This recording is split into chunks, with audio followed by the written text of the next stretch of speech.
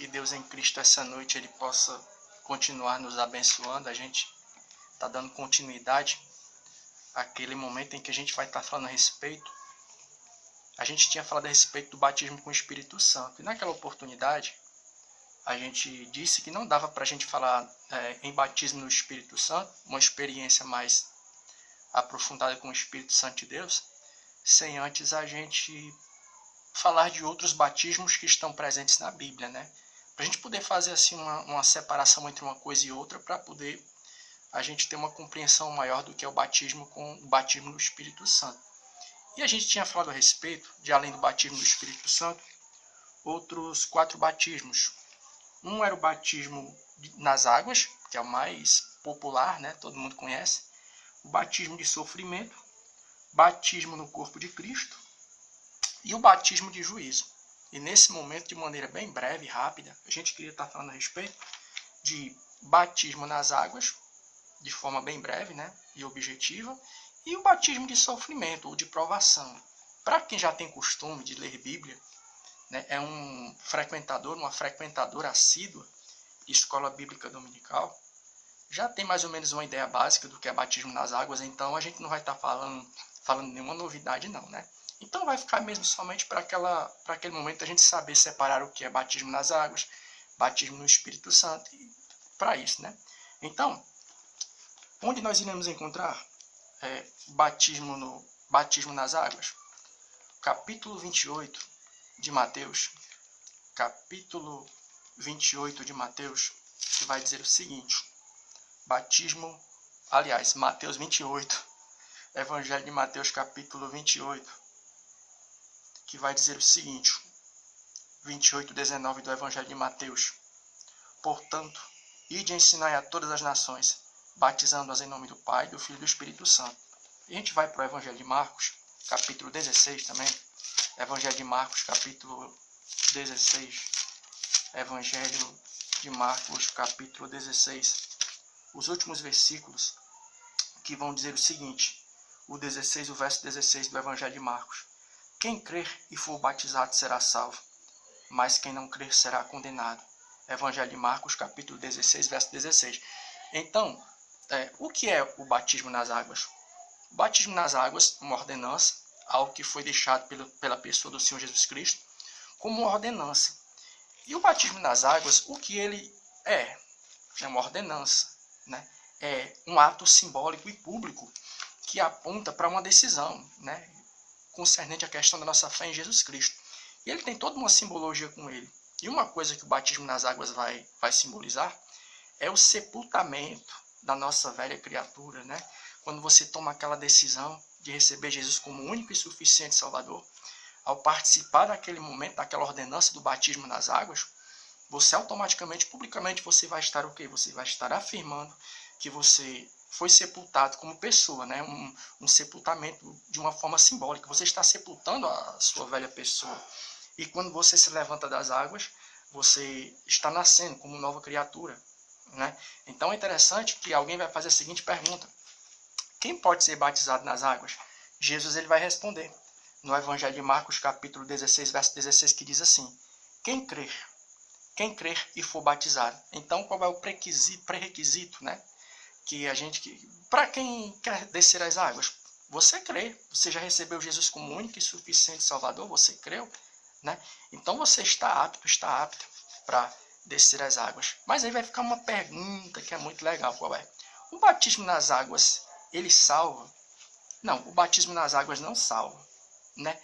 Mas aí vai ficar, algumas pessoas vão dizer assim: então se o batismo nas águas não salva, então para que eu vou ser batizado nas águas? Aí eu te faço outra pergunta, né? O que te impede de você participar desse ato simbólico, né? Que de forma pública vai estar apontando para o sepultamento da tua velha natureza, da tua velha criatura?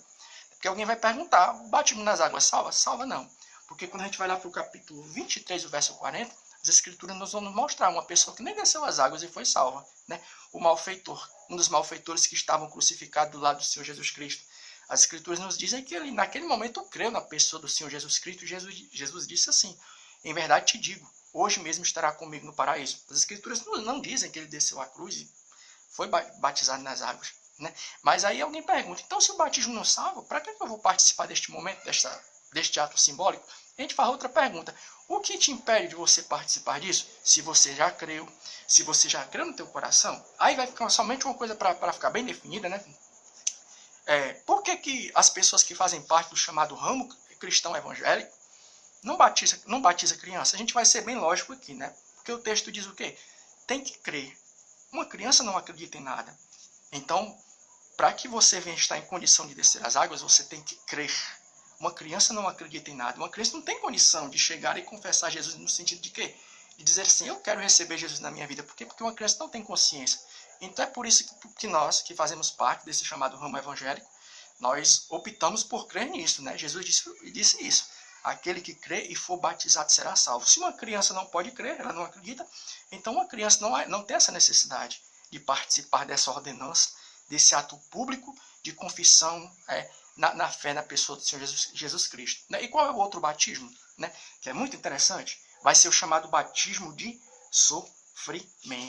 Ou provação. Onde é que a gente vai encontrar isso? Mateus capítulo 20, verso 22. Mateus capítulo 20, o verso 22, que vai dizer o seguinte. Ó. Mateus capítulo 20, o verso 22. Jesus, porém, respondendo, disse, não sabeis o que pedis. Podei-vos beber o cálice com que eu hei de beber e ser batizado com o batismo com que eu sou batizado?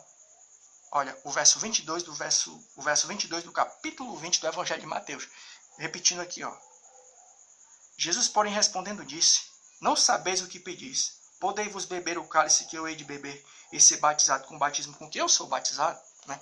Então, Jesus vai estar falando a respeito de duas coisas aqui, o cálice e o batismo. Os discípulos estavam ali brigando, né, naquela coisa. Senhor, e tal, no teu reino, um quer se sentar à tua direita, outro à tua esquerda. Aí Jesus, vendo toda aquela discussão, disse assim, tudo bem, vocês estão discutindo por isso, né? Mas será que vocês estão em condições de beber do cálice que eu vou beber e participar do batismo com que eu hei de ser batizado? Aí, para você entender que esse cálice aqui está falando de cálice de sofrimento, a gente tem que ir para onde? A gente tem que ir para Mateus, capítulo 26, o verso 42. O Mateus, capítulo 26, o verso 42, que diz assim, ó. Indo a segunda vez, orou, dizendo, meu Pai, se este cálice não pode passar de mim, sem eu beber, faça-se a tua vontade. Olha aí, ó, o capítulo 26, o verso 42 do Evangelho de Mateus, repetindo. Indo a segunda vez, orou, dizendo, meu Pai, se este cálice não pode passar de mim, sem eu beber, faça-se a tua vontade. Então, Jesus estava falando aqui de um cálice. Olha, vocês estão discutindo aí para ver quem é o melhor, né, e tal, questão de posição. Mas será que vocês podem beber do cálice que eu vou beber? Né? E que cálice é esse? Jesus estava falando a respeito do cálice da provação, pelo qual ele iria passar, aqui no Getsemane. E ele fala do batismo, né? Será que vocês podem participar do batismo com que eu vou ser batizado? Né? E é bacana que a gente tinha falado, né, aqui já vai pegar uma reflexão, né, que o batismo, no original, significa isso, imergir ou mergulhar. Então, quando Jesus fala assim, participar do batismo com que eu vou ser batizado, o que é que ele estava falando a respeito? Né? Vocês podem passar por um processo de angústia que eu vou passar, aprovação pelo que eu vou passar? Será que vocês sabem o que vocês estão pedindo? Né? Porque muitas vezes as pessoas ingressam, né, na caminhada cristã sem ter noção nem do que estão fazendo, pelo que vão passar, pelo que pode acontecer. Né? E Jesus disse, será que vocês podem participar do batismo com que eu vou ser batizado? O que é batismo? É você ser imerso, é você mergulhar. Então o que é que Jesus quer dizer? A minha provação não vai ser uma coisa exterior, não. Realmente eu vou ser provado. Né? Às vezes nós estamos vivendo assim, muitas pessoas estão discutindo, né, no decorrer da caminhada, quem é e quem não é, né, quem é o melhor e quem não é, né? Mas às vezes as pessoas não têm noção, né, que para que você venha realmente estar apto a participar da caminhada cristã, nós temos que passar por momentos de dificuldade. E muitas vezes, pelas pessoas não terem essa noção, muitas pessoas, quando dão de cara com a dificuldade, com o sofrimento, né, as pessoas acabam dando com o pé para trás. Mas que nesta noite nós possamos ter essa resignação, né, essa consciência, né, de que todos nós estamos sujeitos a passar por dificuldade. Muitos não estão conscientes disso, não. Às vezes estão visando outras coisas, discutindo por outras coisas, por outras questões.